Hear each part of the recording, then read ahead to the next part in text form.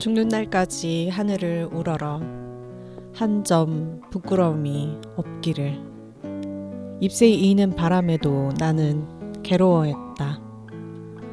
별을 노래하는 마음으로 모두 죽어가는 것을 사랑해야지. 그리고 나한테 주어진 길을 걸어가야겠다.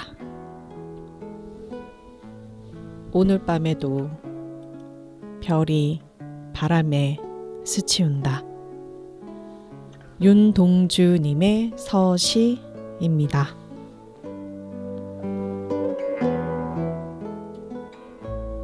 안녕하세요. 밤의 산책 밤지기 소풍입니다.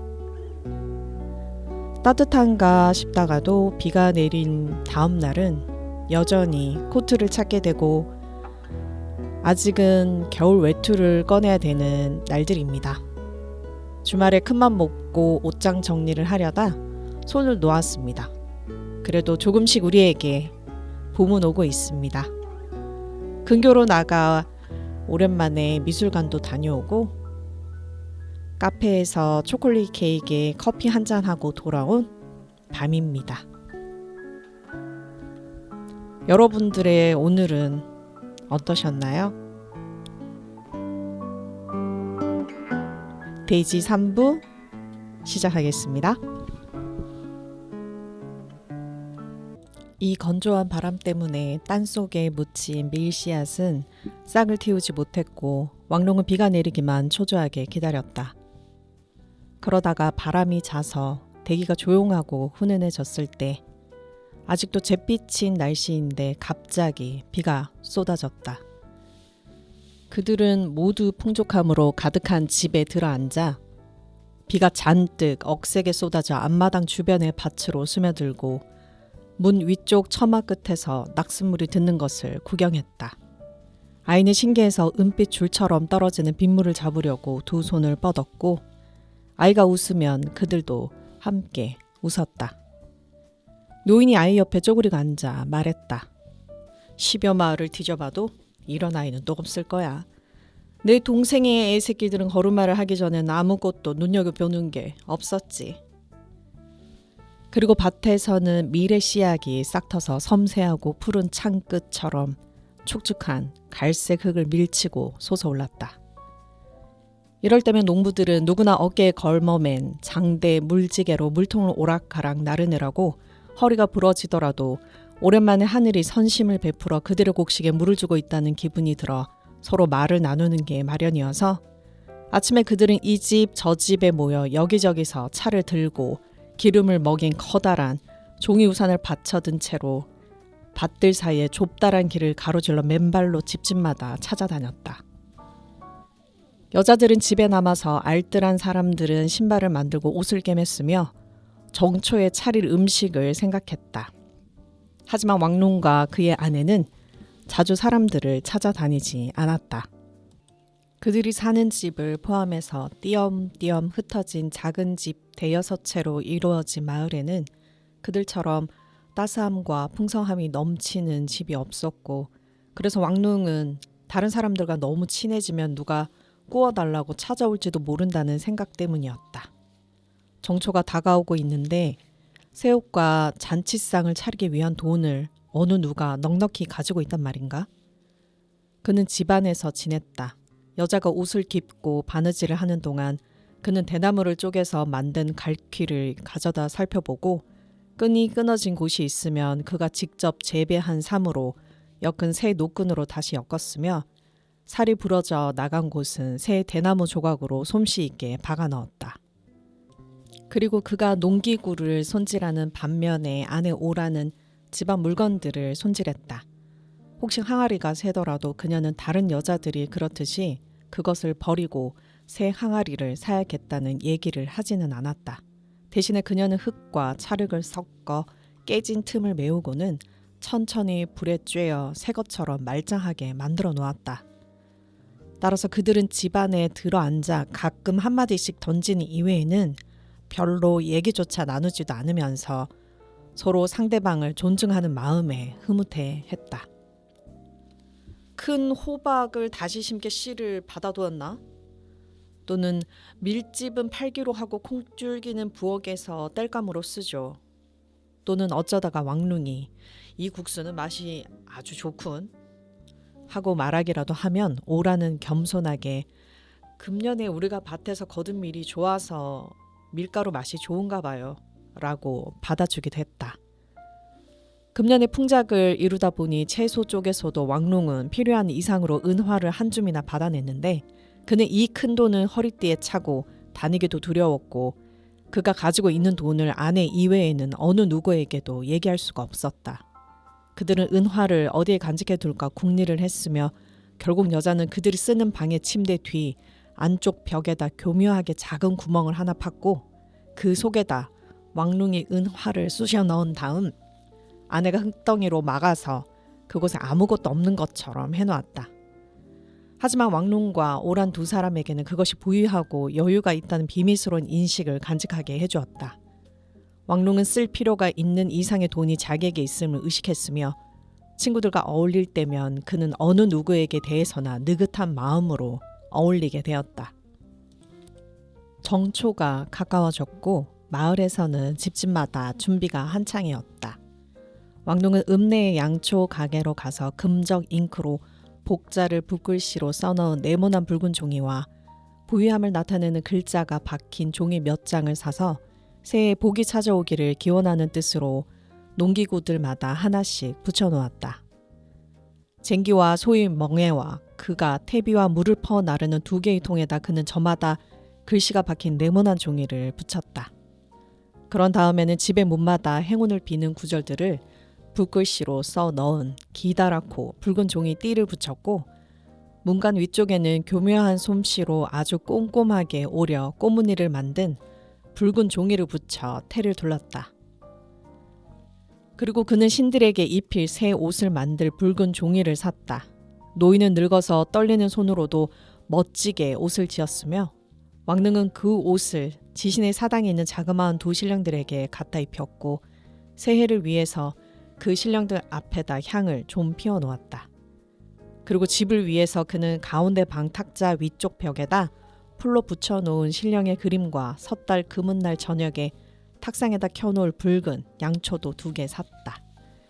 그리고 왕룽은 다시 읍내로 들어가서 돼지 비계와 백설탕을 샀고 여자는 비계를 부드럽고 새하얗게 손질해서 그럴 필요가 있을 때는 황소에게 멍에를 얹게 만든 연자매에다 그들이 직접 재배한 쌀을 갈아서 만든 쌀가루를 꺼내 비계와 설탕과 함께 섞어 빚어서 황시댁 사람들이 먹고 하던 달떡이라고 부르는 푸짐한 떡을 만들었다. 찔 준비를 다해서 탁자 위에 줄줄이 떡을 늘어놓았을 때 왕룽은 자랑스러워서 가슴이 터져나갈 지경이었다.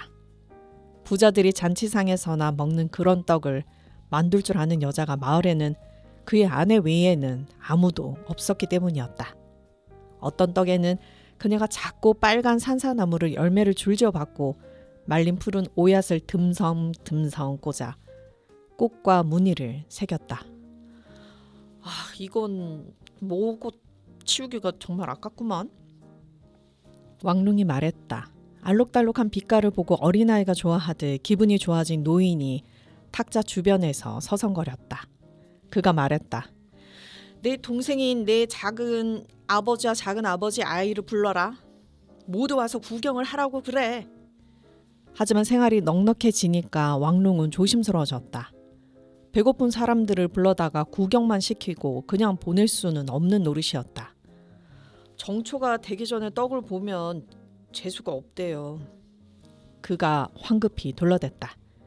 그리고 손에 온통 고운 쌀가루와 비계가 묻어 끈적거리는 채로 아내가 말했다. 보잘것없는 떡 한두 개쯤은 손님들을 맛을 봐도 되겠지만 저건 우리가 먹을 떡이 아니에요. 우린 백설탕하고 비계를 먹을 만큼 부자는 아니니까요. 저는 이걸 큰 집의 노마님에게 드리려고 준비한 거예요. 전 정월 초 이튿날에 이 떡을 선물로 가지고 아이와 함께 찾아가기로 했어요.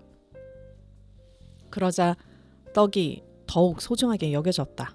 왕룽은 그토록 주눅이 들어 그렇게 가난한 몸으로 찾아가서 그가 서 있던 크나큰 방으로 이제는 그의 아내가 손님으로서 빨간 옷을 입은 아들을 데리고 가장 좋은 쌀가루와 설탕과 비계로 만든 이 떡을 가지고 방문하게 되었다는 생각을 하니 기분이 좋았다.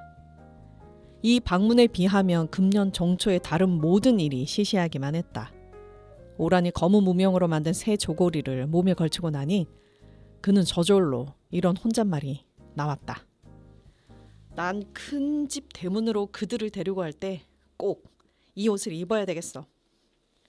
심지어 그는 작은 아버지와 이웃들이 집으로 몰려와서 왕룬 자신과 아버지의 복을 빌어주고 모두 시끄럽게 먹고 마시던 정월 초하루도 무관심하게 그냥 흘려보냈다. 그는 무늬가 없는 하얀 떡을 놓고 사람들이 비계와 설탕 맛이 좋다고 칭찬을 늘어놓자 빛깔을 넣은 떡을 보면 모두 놀라 자빠질 거야 라고 소리치고 싶어서 무척 애를 먹기는 했어도 평범한 사람들에게 떡을 내놓아야만 하는 불상사를 피하기 위해서 빛깔이 든 떡들은 바구니에 담아 치워두도록 미리 조심했다. 무엇보다 그는 자랑스럽게 큰 집에 발을 들여놓고 싶었기 때문에 떡 자랑은 아예 하지 않았다. 여러분은 지금 밤의 산책을 듣고 계십니다. 그리고 저는 밤지기 소풍입니다.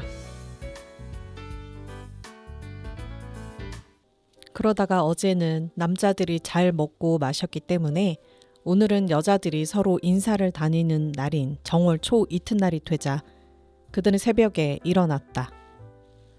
여자는 아기에게 붉은 저고리를 입히고 그녀가 직접 만든 호랑이 얼굴 신발을 신기고는 지난해 마지막 날 왕룽이 손수 다시금 밀어준 머리에는 앞쪽에 작은 금박 불상을 수놓고 꼭대기가 솟아오르지 않은 빨간 모자를 씌워 침대에 앉혀놓았다. 그러자 아내가 길고 검은 머리를 새로 빗어 남편이 사다 준 은 도금을 한 노쇠 비녀로 틀어 묶은 사이에 왕릉도 얼른 옷을 입었고 그녀가 두 벌을 짓기에 넉넉한 20넉자에다가 포목점의 관습이 그러하듯이 덤으로 2자를 더 보태준 옷감으로 남편의 새 옷과 함께 만든 새 검정 윗옷을 걸쳤다. 그런 다음에 남자는 아이를 데리고 여자는 떡을 바구니에 담아들고 그들은 겨울이 되어 지금은 황량해진 밭을 가로지른 길로 나섰다. 그리고 왕룽은 황씨댁의 큰 대문 앞에서 보람을 느낄 수가 있었으니 여자가 부르는 소리에 쫓아 나온 문지기가 당장 그를 알아보고는 점에 달린 기다란 새 가닥 털을 꼬아대며 소리쳤다. 아, 농부 왕서방, 이제는 한 사람이 아니라 셋이 되었구나. 그러더니 그들이 모든 새 옷을 입었으며 아기가 아들인 것을 보더니 덧붙여 말했다. 자네한테는 작년보다 복을 더 많이 받으라는 인사말을 할 필요가 없겠구먼. 왕릉은 자기하고 거의 상대가 안 되는 사람에게 얘기할 때처럼 건성으로 얘 뭐 농사가 잘 되어서 라고 말하고는 자신만만하게 대문 안으로 들어섰다. 문지기는 그가 본 모든 것에 감탄이라도 하는 듯 왕룽에게 말했다. 자네 부인하고 아들이 왔다고 안에 들어가 내가 전하는 동안 자네는 내 누추한 방에서 좀 쉬지 그러나. 왕룽은 선물을 가지고 아내와 아들이 큰 집에 안주인을 만나러 마당을 가로질러 가는 모습을 지켜보며 서 있었다. 모두가 그에게 영광스러운 일이었으며 연달아 안쪽을 향해 멀어지며 이어지는 마당들을 따라 내려가 마침내 방향을 바꿔 완전히 시야에서 사라져 그들이 더 이상 보이지 않게 되자 그는 문지기의 거처로 들어가서 가운데 방의 탁재에서 문지기의 곰보 아내가 내주는 왼쪽 상석을 당연하다는 듯 받아들였고 그녀가 내오는 찻잔을 머리만 조금 끄덕이고 바다 앞에 놓고는 그 찻잎의 질이 자기에게 대접할 정도로 좋지 못하다는 듯 마시지도 않고 그냥 놓아두었다. 시간이 한참 지난 다음에야 여자와 아기를 데리고 문지기가 돌아왔다. 그 무표정하고 넓적한 얼굴에서 처음에는 그의 눈에 보이지 않았던 작은 변화들을 이제는 읽어낼 수 있었던 터라 왕룽은 모든 일이 잘 되었는지 알아보려고 잠깐 동안 여자의 얼굴을 찬찬히 뜯어보았다. 하지만 그녀는 사뭇 만족한 표정을 지었으며 지금은 그곳에 볼 일이 없었으므로 왕룡이 들어갈 수 없었던 여자들의 안채에서 무슨 일이 있었는지 어서 그녀로부터 얘기를 듣고 싶어 조바심이 났다. 그래서 문지기와 그의 곰보 마누라에게 얼른 절을 하고 그는 오란을 데리고 서둘러 나가서 잔뜩 구겨진 새 옷을 입고 잠든 아기를 받아 안았다. 어떻게 됐어? 뒤따라오는 그녀에게 왕룡이 어깨 너머로 뒤돌아보면서 물었다. 처음으로 그는 아내의 굼뜬 성격에 짜증이 났다. 그녀는 왕룡에게 조금 더 가까이 다가서더니 속삭여 말했다. 혹시 누가 나한테 묻는다면 난 저 집이 금년의 생활이 공색한 모양이라고 얘기해 주겠어요. 그녀는 신들린 굶주린다는 얘기라도 하는 듯 놀란 어조로 얘기했다. 그게 무슨 소리야? 왕룡이 캐물었다. 하지만 그녀는 서두르려고 하지 않았다. 그녀에게 말은 한마디씩 붙잡아 어렵게 풀어주는 그런 것이었다. 노마님은 금년에도 작년에 입었던 옷을 그대로 입고 계시더군요. 저는 지금까지 그런 일을 본 적이 없어요. 그리고 종들도 새 옷을 얻어 입지 못했고요. 그러더니 잠깐 침묵을 지킨 다음에 그녀가 말했다. 저처럼 새 옷을 입은 종들이 한 명도 제 눈에는 띄지 않았어요. 그리고는 잠시 후에 그녀가 다시 덧붙여 말했다. 당신 아들로 말할 것 같으면 옷이나 잘생긴 용모에 있어서 이 아이한테 비할 만한 아들이 대가님의 소실들 태생 중에서도 찾아볼 수가 없었고요. 그녀의 얼굴에는 천천히 미소가 번졌고 왕룡은 큰 소리로 웃으면서 아기를 다정하게 꼭 껴안았다. 그의 삶은 얼마나 잘 풀려왔던가. 그의 삶은 얼마나 잘 풀려 나왔던가. 그러고는 환희를 느끼면서도 그는 두려움에 사로잡혔다. 어떤 악령이 우연히 지나가다가 공중에서 볼지도 모르는데 아름다운 산의 아이를 데리고 이렇게 탁 트인 하늘 밑을 걸어가다니 그는 무슨 어리석은 짓을 하고 있는 것일까 황급히 저고리를 풀어 헤쳐서 아기의 머리를 가슴속에 쳐박고는 큰 소리로 말했다. 우리 아이가 아무도 원하지 않을 계집인데다가 그것도 모자라서 박박 얼굴 곰보이 너무나 한심하구나. 이 아이가 어서 죽으라고 우리 기도나 드리지. 아 그래요. 그들이 무슨 짓을 저질렀는지 어렴풋하게나마 이해가 가서 아내가 재빨리 말했다. 그러고는 이렇게 예방을 해놓아 이제는 마음이 놓인 왕룡이 다시금 아내에게 캐물었다. 그들이 빈궁해진 쥐는 알아봤어? 전에 모시고 일했던 요리사하고 사담을 나눈 시간에 잠깐 밖에 없었어요. 그녀가 대답했다. 하지만 그녀가 이런 얘기를 하더군요. 날이면 날마다 노마님은 신발 2짝을 황금으로 가득 채울 만큼 아편을 피워대지. 영감 아니면 해마다 소시를 한두 명씩 더 집에 들여놓지. 젊은 주인님들 5은 타향에서 구정물 버리듯 돈을 펑펑 쓰며 데리고 놀던 여자들이 실증이 나면 모두 집으로 보내지. 이런 판이니 이 집이 언제까지 버틸지는 모르겠구먼. 정말 그 정도야? 얼이 빠져서 왕룡이 중얼거렸다. 그런가 하면 그 3번째 따님이 봄에 시집을 가기로 되어 있대요. 오란이 말을 이었다. 그런데 그 따님의 지참금이 군주의 인질금만큼이나 되어서 큰 도시의 관직을 사기에도 충분한 정도예요. 옷만 해도 셋째 따님은 수조와 향조에서 짠 특수 무늬를 박은 최고급 공단 아니면 거들떠 보지도 않고 조금이라도 유행에 뒤떨어지기 싫다는 생각에 아래 사람들을 잔뜩 거느린 재단사를 상하이에서 불러온대요. 그렇다면 그렇게 돈을 많이 들여서 그 여자가 결혼할 남자는 누군데 그래? 제자는 그렇게 내다 버린다는 얘기에 놀라면서도 감탄하면서 왕룡이 말했다. 상하이에 어느 대간집 둘째 아들하고 결혼을 한다더군요. 여자가 말했고 한참 침묵을 지킨 다음에 덧붙여 얘기했다.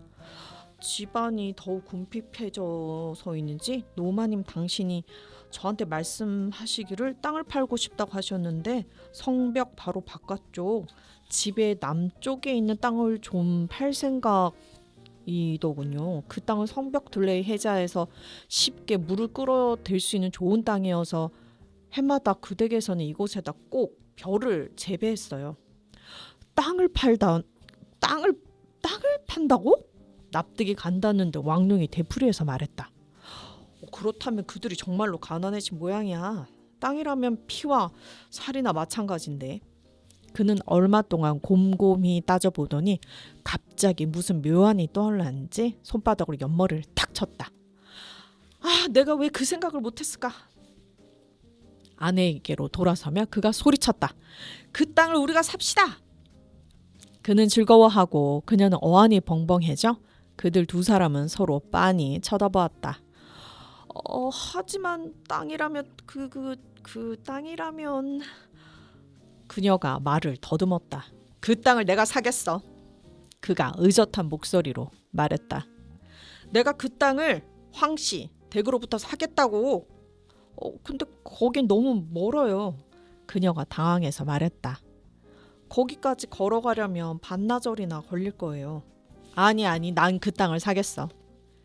그는 말을 안 들어주는 어머니에게 요구를 되풀이하듯 못마땅한 어조로 다시 말했다.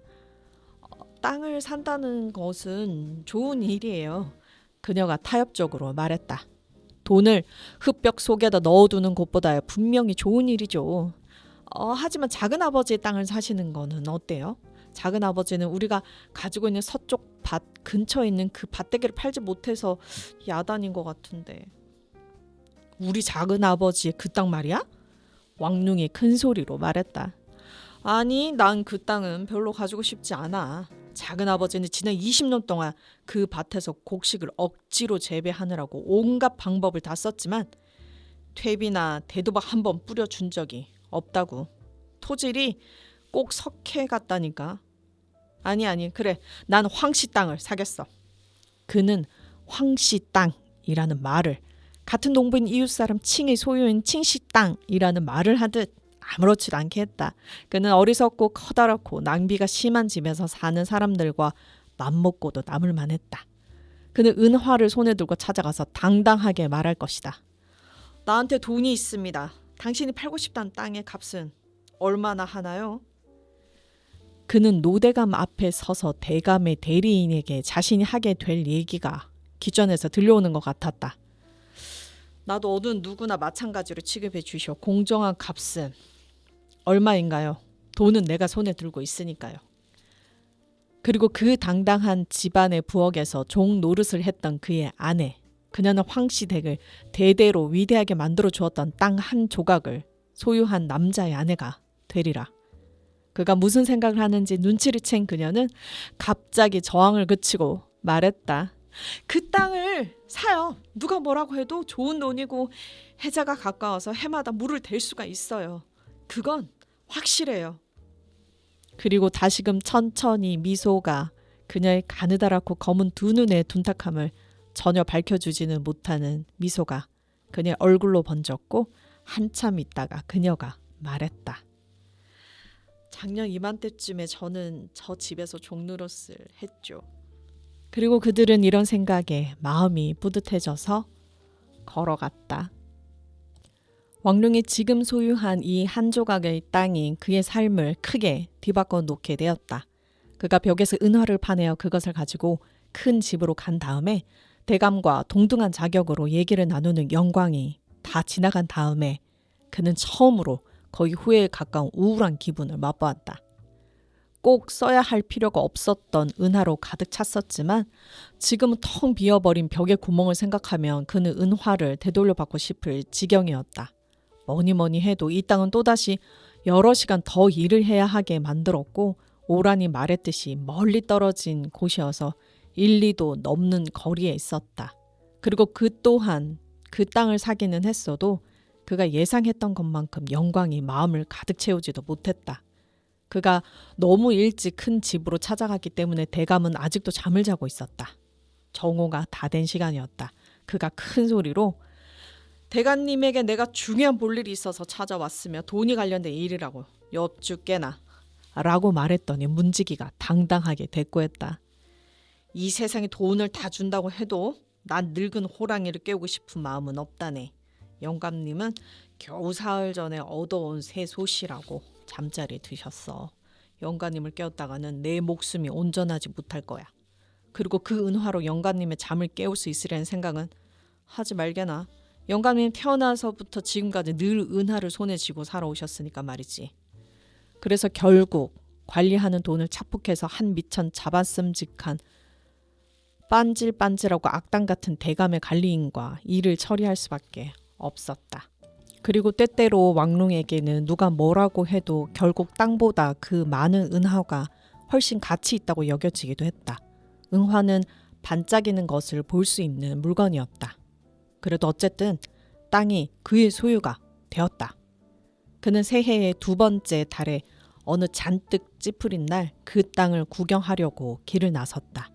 그 땅이 그의 소유라는 사실을 아직 아무도 알지 못했으며 그는 읍내의 성벽을 둘러싼 해자 옆을 따라 뻗어나간 푹신하고 시커먼 흙이 기다란 사각형을 이룬 그 땅을 혼자 보고 싶어서 길을 나선 것이다. 그는 조심스럽게 발자국을 땅을 재어보았는데 길이가 300발자국에 폭이 120발자국이었다. 4개의 돌이 황씨 가문을 나타내는 커다란 글자가 새겨진 돌멩이가 아직도 경계선 뇌 기퉁이를 표시하고 서 있었다. 그렇다.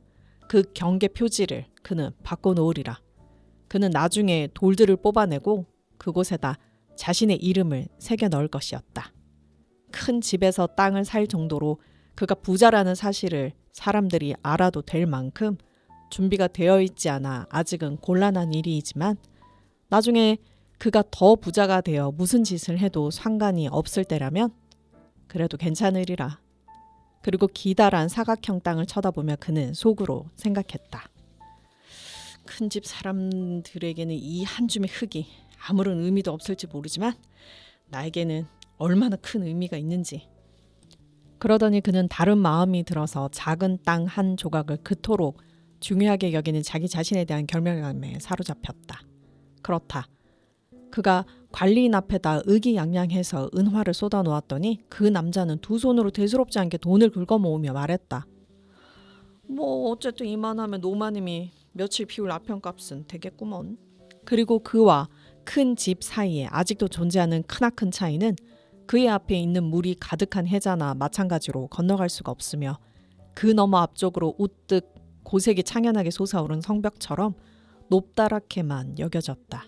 그러자 그는 분노의 결심이 마음속에 가득해졌고 이 땅이 그의 눈에 한치도 안 된다고 여겨질 정도로 많은 땅을 황씨댁에서 사게 될 때까지 그 구멍을 은하로 다시 가득 채우고 또 가득 채우리라고 마음속으로 다짐했다. 그래서 이 땅 한 덩이가 왕룡에게는 하나의 표적이요 상징이 되었다.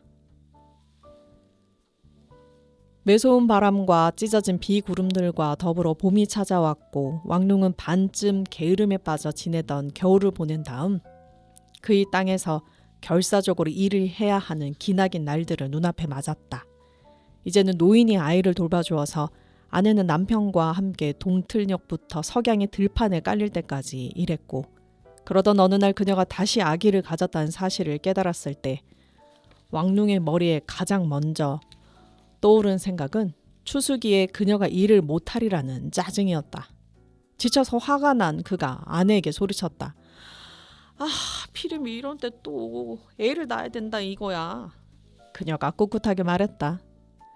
이번에는 아무것도 아니에요. 힘든 건 첫 번뿐이라고요. 그녀의 배가 불러오는 것을 그가 깨달았을 때부터 가을의 어느 날 아침 그녀가 괭이를 놓고 집으로 기어 들어가는 날이 되었을 때까지 그 이상은 두 번째 아이에 대해서 별다른 얘기가 오고 가지 않았다. 나중에 해가 지기 전에 그녀는 몸이 홀쭉해지고 기운이 없어 보였지만 기가 꺾이지 않은 조용한 얼굴로 그의 곁으로 되돌아왔다. 그는 오늘은 당신 그만해도 되겠어. 가서 침대에 누워있지 그래. 라고 얘기하고 싶은 충동을 느꼈다. 하지만 지친 몸이 쑤시다 보니 그는 잔인해졌고 아내가 해산을 하느라고 고생한 건 못지않게 오늘은 자기도 일을 하느라고 고생했다고 속으로 생각했으며 그래서 낯질을 하는 사이에 뭐여 사내야 계집애야 라고만 물었다. 그녀가 침착하게 대답했다. 또 아들이에요. 그들은 더 이상 서로 아무 얘기도 하지 않았지만 그는 기분이 좋았다. 끊임없이 구부리고 허리를 숙이는 일이 또 고달팠다. 보랏빛 구름들의 둑 위로 달이 떠오를 때까지 일을 해서 그들은 밭일을 끝마치고 집으로 돌아갔다. 식사를 끝내고 햇볕에 탄 몸을 시원한 물로 씻고 차로 입가심을 한 다음에 왕룡은 두 번째 아들을 보러 들어갔다. 오라는 식사를 만든 다음 침대에 누웠고 그녀의 곁에는 아기가 통통하고 순하고 첫 아이만큼 크지는 않아도 그만하면 퍽 건강한 아기가 누워 있었다. 왕룡은 아기를 살펴본 다음에 무척 흐뭇해서 가운데 방으로 돌아갔다. 아들이 또 하나, 그리고 해마다 또 하나, 또 하나 낳는다고 매년 빨간 달걀을 돌리느라고 고생할 필요야 없는 노릇이었다. 첫 아이 때만 그러면 충분하리라. 해마다 아들을 낳고 집에는 복이 가득 들어오고 이 여자는 그녀에게 복을 가져다 주기만 했다. 그는 아버지에게 소리쳤다. 자, 아버지 손자가 한 놈 또 생겼으니 큰 녀석은 아버지 침대에서 재워야 되겠군요. 노인은 기뻐했다. 그는 벌써 오래전부터 이 아이가 그의 침대에서 자며 어린 뼈와 피의 재생력으로 그의 늙고 추운 육신을 따스하게 해주기를 바랐지만 아이가 통 어머니 곁을 떠나려고 하지 않았다. 하지만 아직 어린 아기여서 발걸음을 제대로 떼어내지 못하고 비틀거리는 처다들이 이제는 어머니 곁에 있는 이 새로 태어난 아기를 물끄러미 쳐다보았다. 아이는 다른 아기가 자기 자리를 빼앗았다는 사실을 심각한 눈으로 납득하는 듯 싶더니 별로 불평도 없이 순순히 할아버지의 침대로 갔다. 그리고 금년에도 농사는 풍작이었고 왕룡은 추수한 것을 팔아 은화를 모았으며 또다시 그 돈을 벽 속에다 숨겨두었다. 그리고 황씨댁 땅에서 그가 거둬들인 쌀은 본래 가지고 있던 논에서 거둔 쌀보다 2배나 되었다. 그곳 땅은 물기가 많고 비옥했으며 원하지 않은 곳에서 잡초가 무성하게 자라듯 그곳에서는 쌀이 무럭무럭 자랐다. 그리고 이제는 왕룡이 이 땅의 임자라는 사실을 누구나 다 알게 되었으며 마을에서는 그를 촌장으로 추대하자는 얘기도 나왔다. 처음부터 그럴지 모르겠다고 왕룡이 걱정하던 바이기는 했지만 이 무렵에 왕룡의 작은아버지가 골칫거리로 대두되기 시작했다. 이 작은아버지는 왕룡 아버지의 동생으로서 자신이나 가족의 살림을 만일 넉넉하지 못한다면 친척이라는 관계를 내세워 왕룡에게 의지하려고 덤빌 만한 사이였다. 왕룡과 그의 아버지가 가난하고 먹을 것이 별로 없었던 시절에는 작은아버지도 7 아이와 아내와 자신을 먹여 살리기 위해서 그의 땅을 긁어내어 겨우 꾸려나가고는 했다. 하지만 한번 얻어먹고 나니까 그들은 아무런 일도 하지 않았다. 아내는 그들의 오막살이 집 땅바닥을 쓰려고 몸을 꿈직거리려고 하지도 않았고 아이들 또한 얼굴에서 음식 찌꺼기를 씻어내려고 들지도 않았다. 딸들이 나이가 들어 시집갈 나이가 찼는데도 아직 마을 거리에서 뛰어다니고 햇볕에 갈색으로 바랜 머리카락을 빗지도 않고 그냥 내버려 두는가 하면 심지어는 때때로 남자들에게 얘기까지 한다는 것은 망신스러운 일이었다. 어느 날 나이가 가장 위인 여자 사촌의 그런 꼴을 보게 된 왕룡은 집안이 망신을 당한다는 수치심에 어찌나 화가 났는지 용기를 내어 작은 어머니를 찾아가서 말했다. 도대체 내 사촌 같은 여자하고 누가 결혼을 할 것이며 어떤 남자가 거들떠보기라도 하겠어요. 결혼할 나이에 들어선 지 벌써 3년이나 됐는데 제멋대로 뛰어 돌아다니기만 하니 오늘만 해도 마을 거리에서 어느 할 일 없는 건달 여성의 팔을 잡으니까 그에게 창피도 모르고 웃기만 하는 걸 봤다니까요. 작은아버지의 아내는 혓바닥 이외에는 그녀의 몸에서 활동적인 부분이 하나도 없었는데 이제는 그녀의 이 부분을 왕룡에게 한껏 활용했다. 그래, 지창금과 결혼식 비용과 중매비용을 누가 내나? 어디다 써야 할지 모를 정도로 많은 돈을 가지고 있어서 남는 은하를 가지고 세도가들을 찾아다니며 땅을 더 살 수 있는 사람들이야 뭐 무슨 소실 이런 마음대로 하겠지만 자네 작은아버지는 불운한 사람이고 처음부터 그런 사람이었어. 그 자신에게는 아무런 잘못이 없으면서도 그이의 운명이 불우했단 말이지. 다 뭐 하늘의 뜻이겠지. 다른 사람들은 풍장을 거둬들일 수 있는 곳에서도 그이가 씨앗을 뿌리면 땅속에서 죽고 잡초 위에는 아무것도 자라지 않는데 허리가 부러지도 일을 해도 그렇단 말이야. 그녀는 떠들어대면서 걸핏하면 흘리고 하는 눈물을 흘리면서 제풀에 화를 내기 시작했다. 그녀는 머리 뒤통수에 쪽진 머리를 잡아당겨 흐트러진 머리카락을 얼굴로 뜯어내고는 마구 소리를 질렀다. 팔자가 사납다는 게 어떤지 자네가 그런 거 알 턱에 있으라고.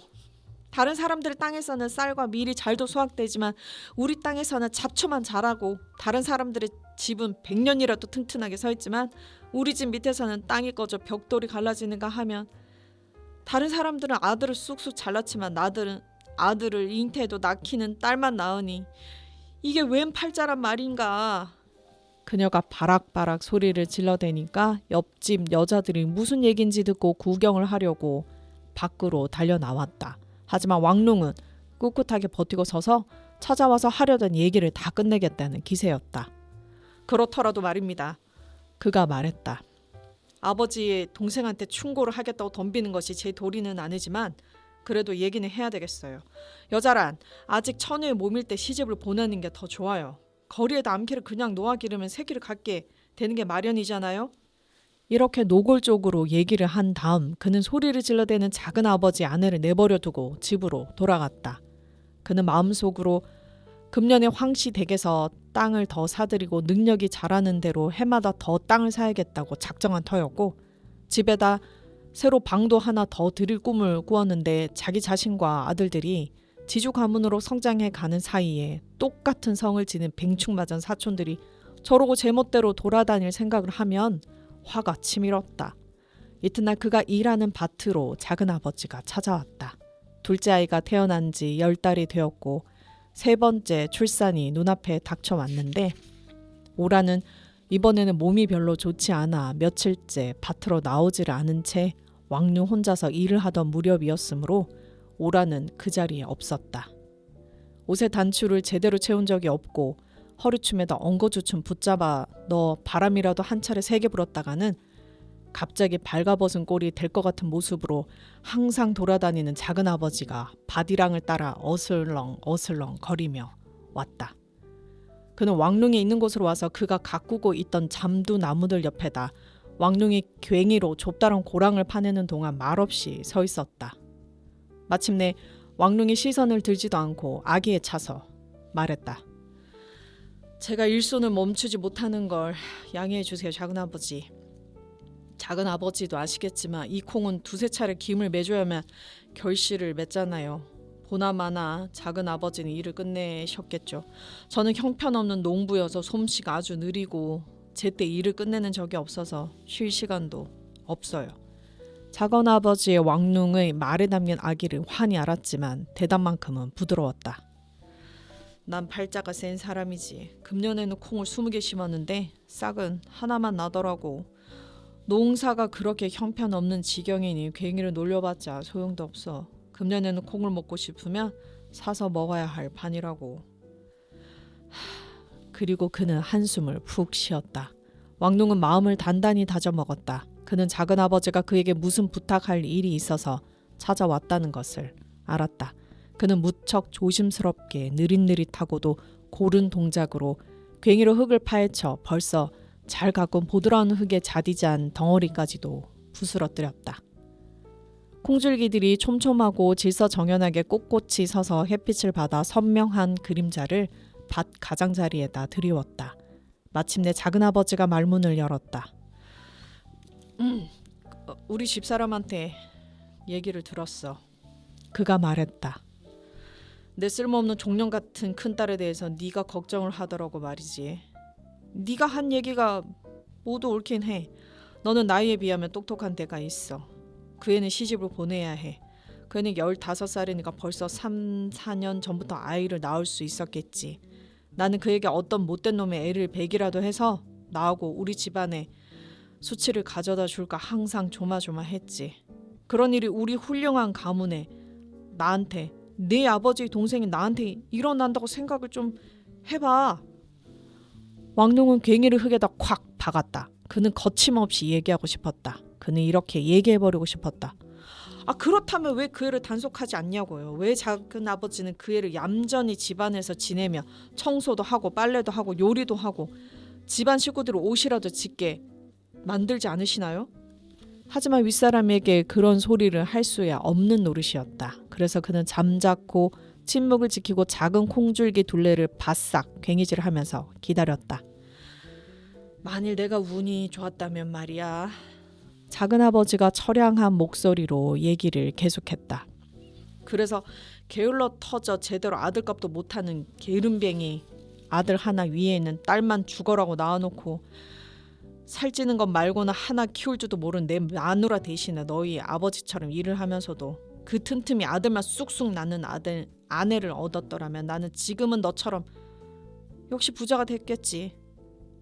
그렇기만 했다면 난 기꺼이 내 재산을 기꺼이 너한테 나눠줬을 거야. 너한테 딸들이 있다면 내가 훌륭한 남자들하고 결혼을 시켜줬을 거고, 너한테 아들이 있었다면 어느 상인의 점포에 견습 점원으로 들여놓도록 기꺼이 보증금도 대주었을 테고, 네 집이라면 내가 서슴지 않고 수리를 해줬을 거고, 너한테라면 내가 갖고 있는 가장 훌륭한 음식을 먹여주고 우리는 같은 피를 나누었으니까 말이지. 너하고 너희 아버지하고 내 아이들을 돌봐주었겠지. 왕룡이 퉁명스럽게 대답했다. 제가 부자가 아니라는 것은 작은 아버지도 아시잖아요. 이젠 제가 먹여 살려 할 입도 5이나 되고, 아버지는 늙어서 일은 안 하면서도 여전히 먹기는 마찬가지세요. 잘은 모르겠지만 바로 지금 이 순간에도 제 집에서는 입이 또 하나 태어나고 있는지도 모릅니다. 작은 아버지가 발끈해서 대답했다. 너는 부자야. 넌 부자란 말이야. 얼마나 비싼 값을 주었는지 신령님들이나 다 알 노릇이지만 너는 세도가로부터 땅을 사들였는데 마을에서 그럴 수 있는 사람이 또 누가 있단 말이야. 이 말을 듣고 왕릉은 화가 치밀었다. 그는 괭이를 냅다 내려놓고는 작은 아버지를 노려보며 소리쳤다. 비록 제가 은하를 한 줌 가지고 있다손 쳐도 그건 다 제가 일하고 제 아내도 일을 하기 때문이에요. 또 다른 사람들처럼 아이들이 반쯤 굶주리고 밭에서 잡초가 무성하게 자라도 그냥 내버려 둔 채 한번 쓸지도 않은 문간에 앉아 잡담을 나누거나 노름판에서 게으름이나 피우진 않았기 때문이죠. 작은 아버지의 누런 얼굴에 왈칵 핏발이 섰다. 그는 조카에게로 와락 달려가 양쪽 뺨을 힘껏 때렸다. 이건 내 아버지 세대에 대해서 그런 소리를 했기 때문이고 내리는 벌이야. 그가 소리쳤다. 어른 앞에서 그따위로 처신하다. 너는 종교도 모르고 도덕도 모른단 말이냐? 넌 절대로 어른의 흠을 잡아서는 안 된다고 명령한 중룡의 가르침을 들어보지도 못했어? 왕룡은 자신이 범한 잘못은 인정하지만 작은 아버지라는 이 남자에 대해서 마음의 밑바닥으로부터 분노를 느껴 시무룩하게 꼼짝도 않고 서 있었다. 난 네가 한 소리를 온 말에 알려줄 거야. 격분에서 갈라지고 날카로운 목소리로 작은 아버지가 소리를 질렀다. 어제는 내 집으로 쳐들어와서 내 딸이 처녀가 아니라고 길바닥에서 큰 소리로 떠들어대지를 않나. 오늘은 만일 네 아버지가 돌아가신다면 너한테 아버지나 마찬가지가 될 나한테 잔소리를 하지를 않나. 아무리 내 딸이 모두 처녀가 아니라고 하더라도 그 애들 어느 하나도 나한텐 그런 말버릇을 쓰지는 않아. 그리고 그는 거듭거듭 말했다. 내가 마을 사람들한테 얘기하겠어. 내가 마을 사람들한테 얘기를 다 하겠어. 그래서 결국 왕룽은 마지못해서 저더러 어떻게 하라는 얘긴가요? 라고 말했다. 이 문제를 정말로 마을 사람들 앞에서 따지게 될지도 모른다고 생각하니 그는 자존심이 상했다. 뭐니 해도 그는 피와 살을 같이 나눈 한 집안이었다. 작은 아버지의 태도가 당장 바뀌었다. 그에게서 분노가 수그러졌다. 그는 미소를 지으며 왕룡의 팔에다 손을 얹었다. 그럼 너는 원래 착한 아이지. 나는 너를 알아. 그가 다정하게 말했다. 이 늙은 작은 애비는 너를 알지. 너는 내 아들이랑 마찬가지 아들아. 이 불쌍하고 늙은 것을 손바닥에다 은하를 조금, 그러니까 10냥이나 9냥이라도 좋으니 좀 도와주기만 하면 난 형편없는 내 딸년을 위해 중매장이하고 매파한테 손을 쓸 수도 있겠지. 네 말이 오라. 때가 됐지. 아무렴 때가 됐다고.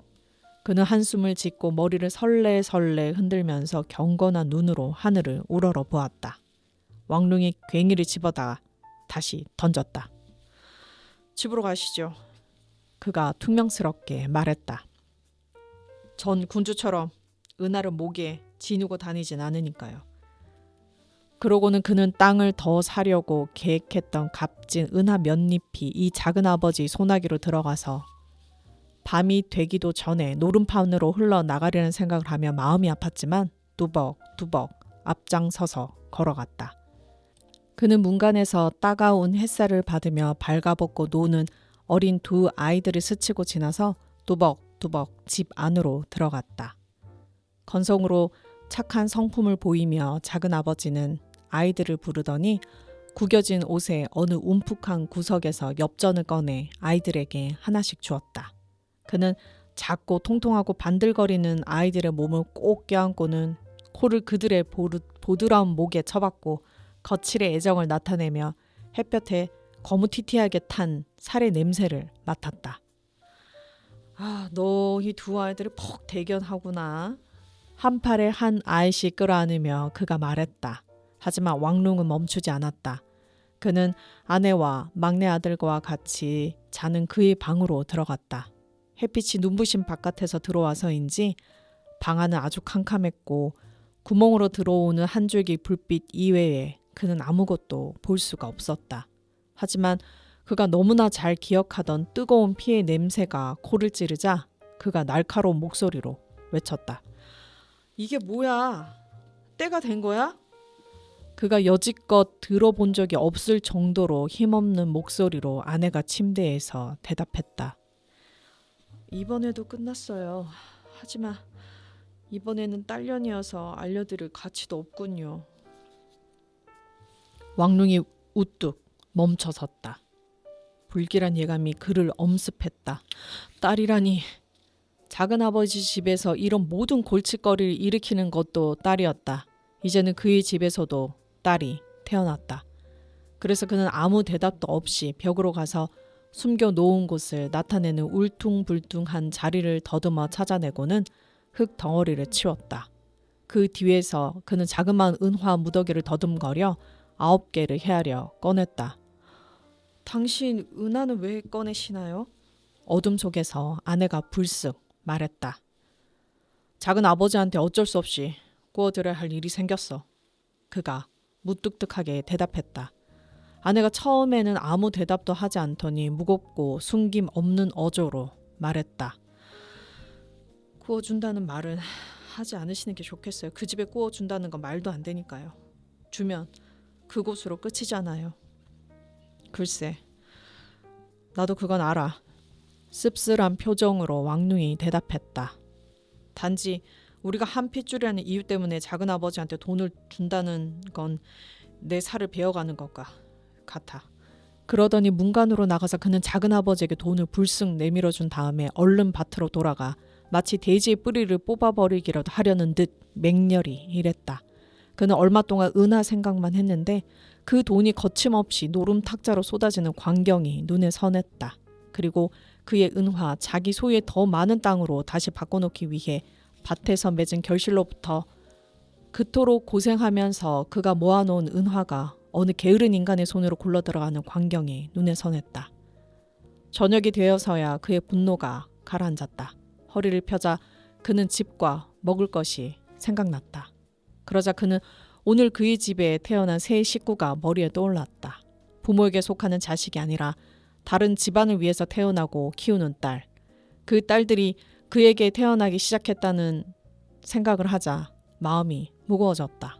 작은 아버지 때문에 화가 났던 터여서 그는 새로 태어난 이 작은 생명의 얼굴을 보려고 잠깐 걸음을 멈출 생각조차 못했다. 돼지 3부 어떠셨나요?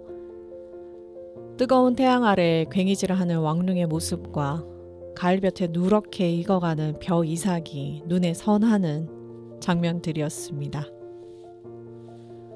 저는 이만 물러나겠습니다. 오늘 하루도 수고 많으셨습니다.